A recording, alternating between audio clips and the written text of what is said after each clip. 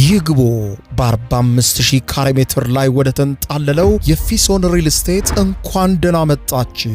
ቤቶቻችን ተጠናቀዋል። ይምጡና ይረከቡ።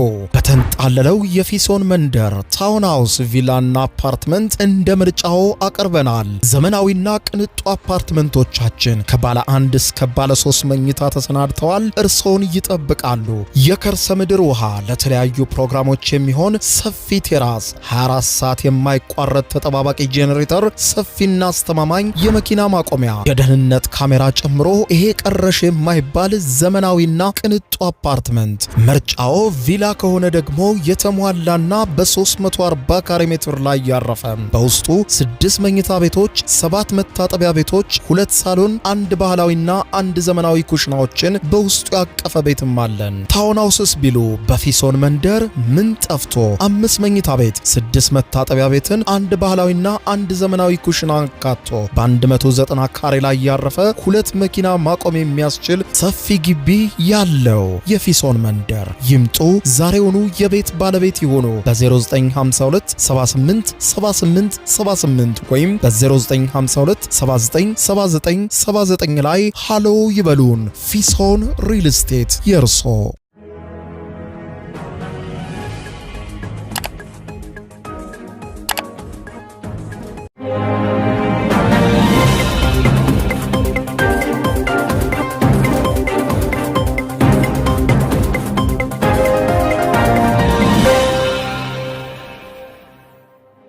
ጤና ይስጥልኝ ክቡራትና ክቡራን የዩቲዩብ ቻናል ቤተሰቦች፣ ምሽቱን የተሰሙ ሰበር መረጃዎችን ይዤ ቀርብ ያለው።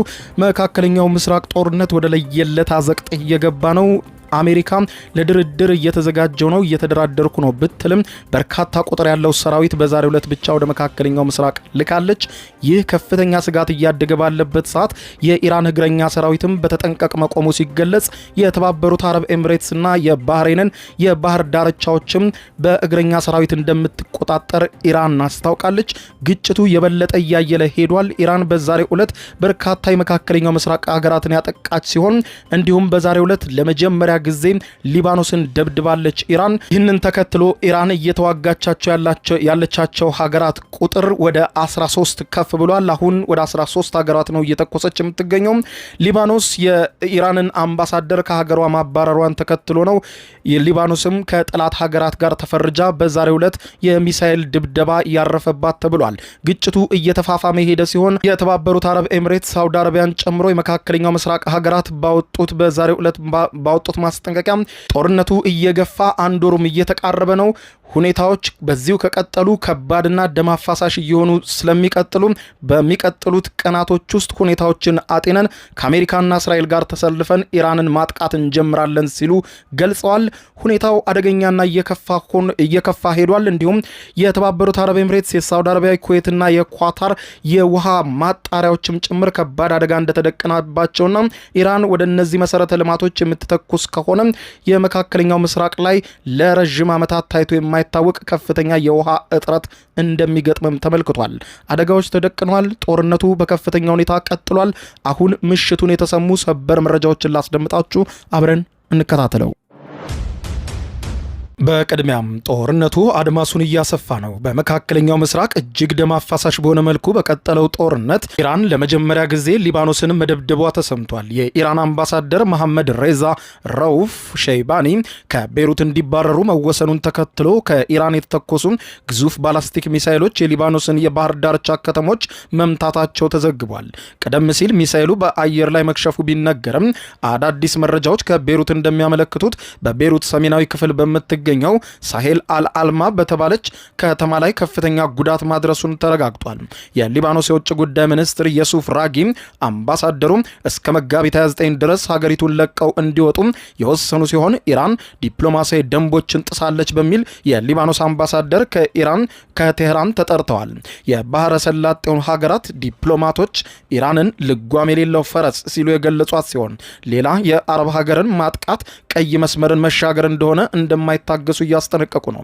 በመጋቢት ወር መጀመሪያ ላይ በአሜሪካና በእስራኤል የተጀመረው ግጭትን ተከትሎ ኢራን ጥቃት የፈጸመችባቸው ቀጠናዊ ሀገራት ቁጥር ሊባኖስን ጨምሮ አሁን ወደ 13 ደርሷል። የእስራኤሉ ፕሬዝዳንት አይዛክ ሄርዞግ የሊባኖስ የኢራንን አምባሳደር ከሀገሯ ማባረሯ ውሳኔ ደፋር እርምጃ፣ ጥሩ ውሳኔ ሲሉ አወድሰውታል። በሌላ በኩል ሳውዲ አረቢያና የተባበሩት አረብ ኤምሬትስ በኢነርጂ ተቋሞቻቸው ላይ በአየር ማረፊያዎቻቸው ላይ እየተሰነዘረ ያለውን ጥቃት ትዕግስታቸውን እንዳስጨረሳቸው ብሉምበርግ የዘገበ ሲሆን ኢራን ወሳኝ የሆኑ መሰረተ ልማቶችን ኢላማ ማድረጓን የምትቀጥል ከሆነ ሁለቱ ሀገራት በቀጣይ ቀናት እስራኤልና አሜሪካ በሚመሩት ወታደራዊ ጥቃትም ጣልቃ ገብተው እንደሚቀላቀሉና ኢራንን ወደ ማጥቃት እንደሚሄዱ ተዘግቧል። ስለ ድርድር የሚናገሩት የአሜሪካው ፕሬዝዳንት ዶናልድ ጄ ትራምፕ የታጠቁ በርካታ ወታደሮቻቸውን ወደ መካከለኛው ምስራቅ ተጨማሪ ኃይል ልከዋል። ይህንን ተከትሎ የእግረኛ ሰራዊት በኢራን ላይ ሊያዘምቱ ይችላሉ የሚለው ሀሳብ በሰፊው መንሰራፋቱን ተከትሎ ከኢራን ማምሻውን በወጣው መረጃ እንደተሰማው ኢራን የባህሬንንና የተባበሩት አረብ ኤሚሬትስን የባህር ዳርቻዎችን በእግረኛ ሰራዊት ወራ ለመያዝ ዝግጁ መሆኗ ተነግሯል። በኢራን ብሔራዊ ቴሌቪዥን ምሽቱን የቀረቡ የኢራን የደህንነት ተንታኝ አሜሪካ ማንኛውንም አይነት ስህተት የምትፈጽም ከሆነና እግረኛ ሰራዊቷን ወደ ኢራን ለማስገባት ብትሞክር የኢራን የደህንነት ኃይሎችና የኢራን የወታደሮች የባህሬንና የተባበሩት አረብ ኤሚሬትስን የባህር ዳርቻዎችን የመቆጣጠር ሙሉ አቅምና ዝግጁነት እንዳላቸው አስታውቀው የኢራን የእግረኛ ሰራዊት ሁኔታውን በተጠንቀቅ ቆመው እየተጠባበቁ ነው ብለዋል። የባህር ዳርቻዎችን የመያዝ እቅድም በቀጠናው ያለውን የንግድና የጸጥታ ሁኔታ ከባድ አደጋ ላይ እንደሚጥለውና ማንም ኢራንን አጥቅቶ በሰላም በቀጠናው ላይ መተኛት እንደማይችል ውሎ ሲያድር ያየዋልም ብለዋል። በሌላ በኩል የኢራን ፓርላማ አፈ ጉባኤ መሐመድ ባገር ጋሊባፍ ቴህራን በአካባቢው ያለውን የአሜሪካ ወታደራዊ እንቅስቃሴ በተለይም ደግሞ የአሜሪካ የምድር ጦር ሰራዊትን በቅርበት ሁኔታውን እየተከታተለች እንደሆነ ገልጸዋል። ሀገራችንን ለመከላከል ያለንን ቁርጠኝነት አትፈትኑ ሲሉ ማህበራዊ ትስስር ገጻቸው ጽፈዋል። በአሜሪካ የቢቢሲ አጋር የሆነው ሲቢኤስ ኒውስ እንደዘገበው ደግሞ ፔንታጎን ከ82ኛው የአየር ወለድ ክፍል የምድር ጦርና እዙን ጨምሮ ወታደሮችን ወደ ስፍራው እንደሚልክ ይጠበቃል ተብሏል። ያልተረጋገጡ ናቸው የተባሉ ሪፖርቶች የትራምፕ አስተዳደር ጋሊባፍን እንደ ሁነኛ አጋርና ምናልባትም የወደፊት የሀገሪቱ መሪ አድርጎ ይመለከታቸዋል የሚሉ ሪፖርቶች በስፋት እየወጡ ይገኛሉ። በተያያዘ ዜና ድርድርን በተመለከተ የሚነዙ ወሬዎች ትክክል እንዳልሆኑ ኢራን ዛሬ አመሻሹም ባወጣችው ተጨማሪ መግለጫ ገልጻለች። በኢራንና በአሜሪካ መካከል የተካሄደ ድርድር እስካሁን ድረስ የለም ሲሉ የኢራኑ አምባሳደር አስተባብለዋል። በፓኪስታን የኢራን አምባሳደር ሬዛ አሚሪ በሀገራቸውና በአሜሪካ መካከል ምንም አይነት ድርድር እንዳልተደረገ ለኢራን መንግስት የዜና ወኪል ተናግረዋል። አምባሳደሩ ኢራን ከአሜሪካ ጋር ምንም አይነት ቀጥተኛ ያልሆነ ድርድር እንዳልተካሄደና ኢርና ለተባለው የሀገሪቱ የዜና ወኪል በሰጡት መግለጫ ድርድር ወደፊትም ይካሄዳል ብዬ አላስብም ብለዋል። በሌላ በኩልም ፕሬዝዳንት ትራምፕ ለኢራን ባለስልጣናት የድርድር እቅዳቸውን መላካቸውን እየገለጹ ባለበት ጊዜ ኢራን በአሜሪካ ላይ ምንም አይነት እምነት እንደሌላትና ለመደራደርም ፍላጎት እንደሌላት እየገለጸች ነው።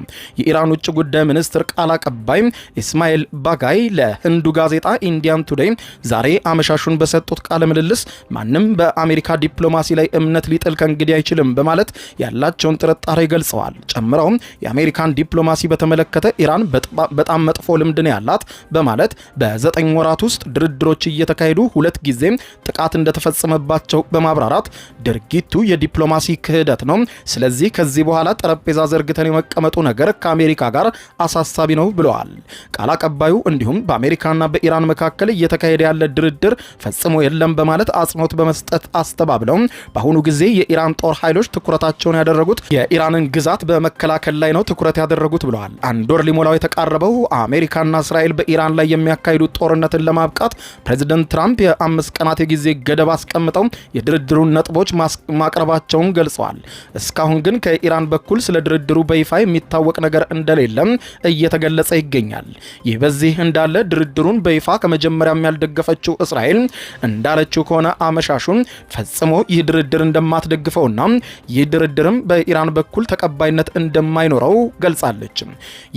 የእስራኤል ኢኮኖሚ ሚኒስትር ኒር ባራካት ምሽቱን ለመገናኛ ብዙሃን እንደተናገሩት ከሆነ በወረቀት ላይ ውብ የሆነ እቅድ ነው ፕሬዝዳንት ዶናልድ ጄ ትራምፕ የላኩት፣ ምናልባትም ተግባራዊ የሚሆን ከሆነ ግን ዋስትና ያስፈልጋል ብለዋል። አክለውም የኢራን አስተዳደር ይህንን አይቀበለውም፣ አይዋጥለትም በማለት ገልጸው ገልጸው ይህ ፈጽሞ ሊሆን የማይችል ነው። ስለዚህም ኢራን በተፋጠነ ሁኔታ ከባድ የሆነ ድቆሳ ሊያርፍባት ይገባል ብለዋል።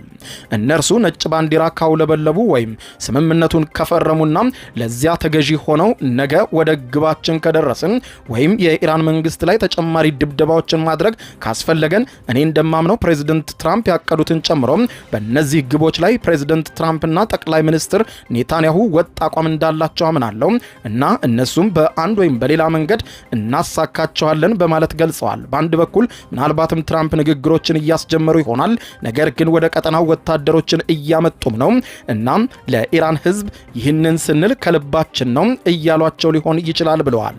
የአሜሪካው ፕሬዝዳንት ዶናልድ ጄ ትራምፕ እየተደራደርን ነው ቢሉም እጅግ በርካታ ቁጥር ያለው የአሜሪካ ሰራዊት አሁንም ወደ ቀጠናው መትመሙ በርካቶችን ፍርሃት ላይ ጥሏል። ኢራን ጥቃቷን ዛሬም አጠናክራ የቀጠለች ሲሆን በእስራኤል፣ በተባበሩት አረብ ኤምሬትስ፣ በኳታር፣ በኩዌትና በባህሬን ከፍተኛ የሚሳኤል ጥቃት በዛሬው ዕለት ፈጽማለች።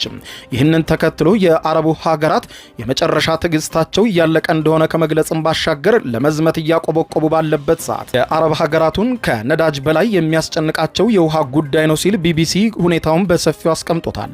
የመካከለኛው ምስራቅ ጦርነት ከነዳጅ ሀብት ጋር ሊያያዝ እንደሚችል የሚገመት ጉዳይ ነው የውሃ ጉዳይ። አሜሪካና እስራኤል ከኢራን ጋር የሚያደርጉት ጦርነት እየተስፋፋ መሄዱን ተከትሎ ውሃም ሌላኛው የግጭቱ ማዕከል ሊሆን እንደሚችል የተነገረ ሲሆን የአረብ ሀገራቱ ሌላኛው ስስብልታቸው ይሄ ነው ብለዋል። ከዓለም አቀፉ ታዳሽ የንጹህ ውሃ ውስጥ የባህረ ሰላጤው ሀገራት ድርሻ 2% ብቻ ነው። በተለይም ከ1950ዎቹ የነዳጅ ኢንዱስትሪ አብዮት በኋላ በክልሉ በተፈጠረው ጫና ምክንያት ጨዋማ ውሃ እያጣሩ ይጠቀማሉ ለመጠጥ። እንደ ፈረንሳይ ዓለም አቀፍ ግንኙነት ተቋም ገለጻ 90% የሚሆነው የኩዌት ውሃ ከጨዋማ የውቅያኖስ ውሃ ማጣሪያ እየተደረገበት የሚጠጣ ነው። የኦማን 86%፣ የሳውዲ አረቢያ 70% እና የተባበሩት አረብ ኤሚሬትሶች 42% ነው ውቅያኖሱን ውሃ እያጣሩ የሚጠጡት። በ2021 ወደ ባህረ ሰላጤው ከነዚህ የጨዋማ ውሃ ማጣሪያ ፋብሪካዎች የሚገኘው አጠቃላይ ዕለታዊ የምርት መጠን ከ20 ሚሊዮን ሜትር ኪዩቢክ በላይ ሆኗል። ይሁን እንጂ ይህም በቀን 8000 የኦሎምፒክ የመዋኛ ገንዳዎችን መሙላት የሚያስችል ሲሆን በኦማን የአካባቢ የአሳና የውሃ ሳይንስ ማዕከል ባልደረባ የሆኑት ዶክተር ዊል ለሉኩዌን በበኩላቸው ለቢቢሲ ኒውስ ዴይ ፕሮግራም ሲናገሩ የአረብ ሀገራቱ ይህ የውሃ ማጣሪያቸው ከተመታ እጅግ በጣም ከፍተኛ ጥም በአረብ ሀገራቱ ላይ እንደሚነግስ ያብራራሉ። የባህረ ሰላጤው የግብርናና የምግብ ምርት በጨዋማ ውሃ ላይ የተመሰረተ ነው። ስለዚህም ምክንያቱም በተለምዶ ለመስኖ የሚውለው የከርሰ ምድር ውሃ ክምችት በከፍተኛ ሁኔታ መቀነሱንም ገልጸዋል። እናም ይህ ከፍተኛ ጥገኝነት የውሃ መሰረተ ልማትን ስትራቴጂካዊ ተጋላጭነት ያደርገዋል ይላሉ። ለዚህም ነው አሜሪካም ሆነች ኢራን ለማጥቃት ፍላጎት ያላቸው የሚመስሉት። ተንታኞች የኢራንን አካሄድ ወደ ጎን ማስፋፋት ሲሉ ይገልጹታል። ይህም ግጭቱም በቀጥታ ከአሜሪካና ከእስራኤል ጋር ከመቀጠል ወደ ሌሎች የአረብ ሀገራት ጭምር በማስፋፋት አሜሪካን የሚደግፉ የአሜሪካ የጦር ሰፈር በግዛታቸው ያሉትን ሁሉም በመደብደብና በውሃ ነገ በጥም እገላችኋለሁ በሚለው ዛቻ ጦርነቱን በከፍተኛ ሁኔታ አደገኛ እንዲሆን አድርገዋለች። የባህረ ሰላጤው መንግስታት የውሃ መሰረተ ልማታቸው ጥቃት እየደረሰበት ነው ብለው ካመኑ ጦርነቱን ለማስቆም አሜሪካ ላይ ጫና ሊያሳድሩ እንደሚችሉ በኢራን በኩል በሰፊው ይታመናል ሲሉ በኳታር የሚገኘው የሰሜን ምዕራብ ዩኒቨርሲቲ ፕሮፌሰር ማርክ ኦውን ለቢቢሲ ተናግረዋል። የኢራን ጥቃቶችም ድንጋጤን ለመፍጠር ያለመ ሲሆኑ ይህም ደግሞ ሲቪሎችን መቆየት ወይም መሸሽ አለመቻላቸው ላይ ከባድ ተጽዕኖ ያሳድራል ብለዋል። ኢራን በቀጥታ የጨዋማ ውሃ ማጣሪያ ፋብሪካዎችን መታለች ስትል ባህሬን ከሳታለች። ኢራን በበኩሏ ቀደም ብላ የአሜሪካ ጥቃት በሆርሙዝ ወሽመጥ በኩል በሚገኘው ቄሽም ደሴት የሚገኝ የውሃ ተቋምን መጎዳቱን ገልጻለች። ኢራን አቋሜ አንድ ነው፣ ያጠቃችሁኝን መልሼ አጠቃለሁ፣ የምምረው ቦታ አይኖርም ስትል ገልጻለች። የተባበሩት አረብ ኤሚሬትሱ የዱባዩ የጀበል አሊ ወደብ ላይ የተሰነዘሩ የኢራን ጥቃቶችም በዓለም ላይ ካሉት ትልልቅ የጨዋማ ውሃ ማጣሪያ ማዕከላት አንዱ አቅራቢያ እንደተሰነዘረ ይታሰባል። እንዲሁም በተባበሩት አረብ ኤሚሬትስ በሚገኘው ፉጃይራ ኤፍ1 የግል የውሃና የኃይል ማመንጫ አቅራቢያ የእሳት አደጋ ሪፖርት መደረጉም ከባድ ጥርጣሬ ፈጥሯል። ባለስልጣናት ፋብሪካው ስራ መቀጠሉን ገልጸዋል። የኩዌቱ ዶሃ ዌስት ማጣሪያም በአቅራቢያው በሚገኙ የወደብ ጥቃቶች ወይም በድሮን ጥቃቶች ምክንያት ጉዳት እንደደረሰበትም ተዘግቧል። ይህ የበለጠ ምልክት ሰጪ አካሄድ ነው ሲሉም የተባበሩት መንግስታት ድርጅት የውሃ የውሃ የአካባቢና የጤና ዩኒቨርሲቲ ተቋም ኃላፊ የሆኑት ፕሮፌሰር ካሼ ማዳኒ ለቢቢሲ ወርልድ ኒውስ ነግረውታል። ኢራን የምትወስዳቸው ማናቸውንም እርምጃዎች በራሷ ላይ ለሚሰነዘሩ ጥቃቶች ተገቢ ምላሽ አድርጋ ታቀርበዋለች። በተለይም የባህሬን ጥቃቶች በቄሽም ደሴት ላይ ለተፈጸመው ጥቃት የበቀል እርምጃ አድርገዋለችም ተብሏል። ተንታኞች እንደሚገልጹት ከሆነ ኢራን ይህንን የውሃ ማጣሪያ ከዚህ በላይ ከፍተኛ ጉዳት ብታደርስበት የአረብ ሀገራቱ በረጅም ዓመታት ውስጥ አይተውት የማያውቁት መልኩ የውሃ መቋረጥ እንደሚገጥማቸውና ለሚጠጡት ውሃ ጭምር ከባድ ችግር እንደሚገጥማቸው ይናገራሉ። ኢራን የሲቪል መሰረተ ልማቶች ከተጠቁ የምምረው የሲቪል መሰረተ ልማት አይኖርም በማለት ስትገልጽና ስታስጠነቅቅ ቆይታለች። ህጉ የሲቪል መሰረተ ልማቶችን ማጥቃት እንደማይቻል የጦርነት ህግ ይገልጻል። ነገር ግን ኢራን አልጀመረችውም። እነሱ ባጠቁን ልክ ነው እኛ እያጠቃናቸው ያለ ነው በማለት የገለጹት የኢራን ውጭ ጉዳይ ሚኒስትር አባስ አራግቺ አሁንም ቢሆን ለሚሰነዘርብን ጥቃት የመከላከል ተመጣጣኝ ምላሽ እንወስዳለን ብለዋል። ኢራን በተመሳሳይ በውሃ ማጣሪያዎቿ ላይ ከፍተኛ ጉዳት እየደረሰባት እንደሆነ ስትገልጽ ይህንን ተከትሎ ማጣሪያዎቿ ከዚህ በላይ ከተመቱም በከፍተኛ ሁኔታ ለውሃ ጥም እንደምትጋለጥ ብትገልጽም የውሃ ጥሙ ግን በተለይም በመካከለኛው ምስራቅ ይከፋል።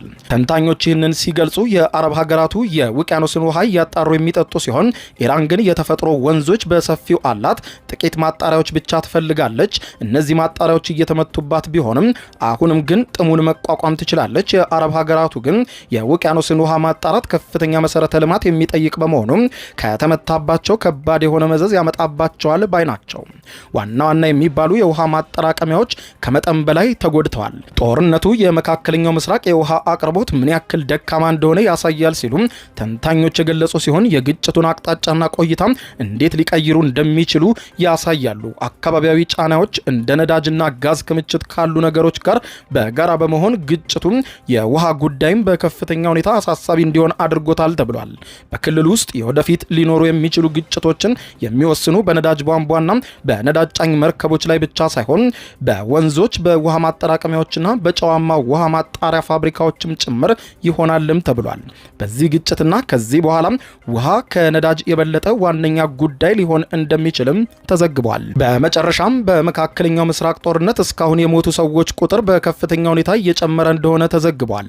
በመካከለኛው ምስራቅ ጦርነት የሞቱ ሰዎች ምን ያህል እንደሆኑ ከገለልተኛ ወገን እስካሁን ማጣራት ባይቻልም በአጠቃላይ ግን የሟቾች ቁጥር ከ4500 በላይ ማለፉ ተነግሯል።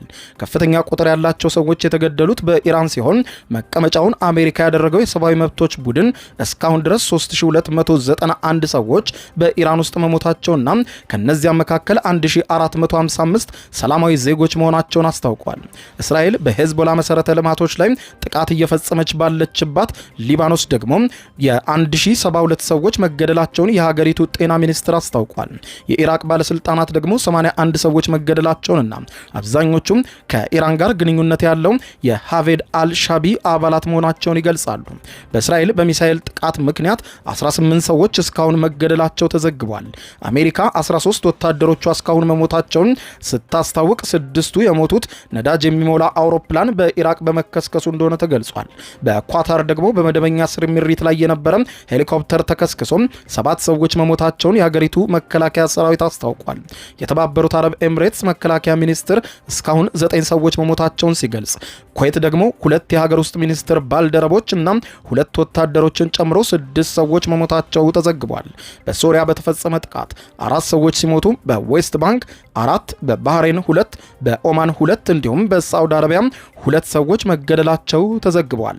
ክቡራን አድማጮች ለሰዓቱ ብታደምጧቸው መልካም ናቸው ያልኳቸው አጫጭር መረጃዎች እነኚህ ናቸው። ከሰዓታት በኋላ በሌላ መረጃ ተመልሰን እስከምንገናኝ በያለንበት የዓለም ዳር ቸር እንቆይ።